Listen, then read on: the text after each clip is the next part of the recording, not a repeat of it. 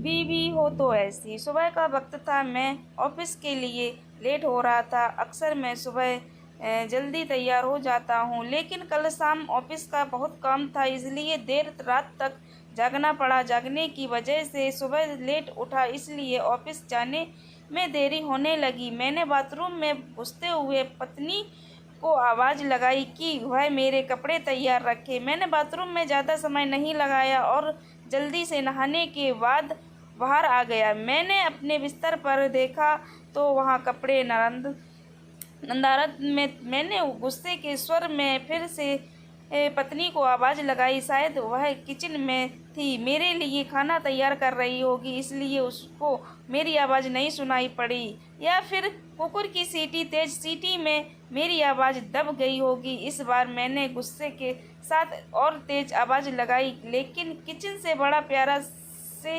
Reply आई। मेरा गुस्सा अपने चरम पर था। मुझे ऑफिस में के लिए लेट हो रहा था। मैं अंदर से बुरी तरह झलझलाया हुआ था। तभी पत्नी कमरे में आ जाती है और वह सीधे अलमारी की तरफ बढ़ जाती है। मेरे मन में सवाल आया कि क्या उसने मेरी आवाज़ को सुना था या फिर सुनकर अनसुना कर दिया था।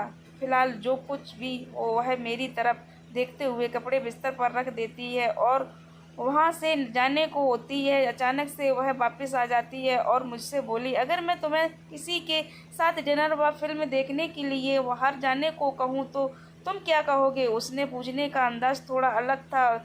मैं समझ नहीं पा रहा था कि आखिर वह किसकी बात कर रही है और क्यों। शायद मैं जवाब देने के लिए तैयार था। मैंने बोला, मैं समझूंगा कि अब तुम मुझसे प्यार नहीं करती। शायद उसने गुस्से अथवा प्यार में मेरी तरफ देखा, लेकिन फिर अगले ही पल अपने होठों पर हल्की सी आती हुई मुस्कान को दबाते हुए बोली, मैं आपसे प्यार करती हूँ, लेकिन और औरत भी आपसे बेपनाह प्यार करती है, शायद मुझसे भी ज़्यादा, और आपके साथ कुछ समय बिताना चाहती है। मुझे पत्नी के मुँह से इस सवाल की उम्मीद नहीं थी। मेरे मन में एक सेकंड में हजारों सवाल ऊपर नीचे होने लगे। आखिर किस औरत की बात कर रही है और किससे मिलवाना चाहती है? ऐसे हजारों सवालों के साथ मेरा मन मुझे घेर रहा था। आखिर मैंने पूछ ही।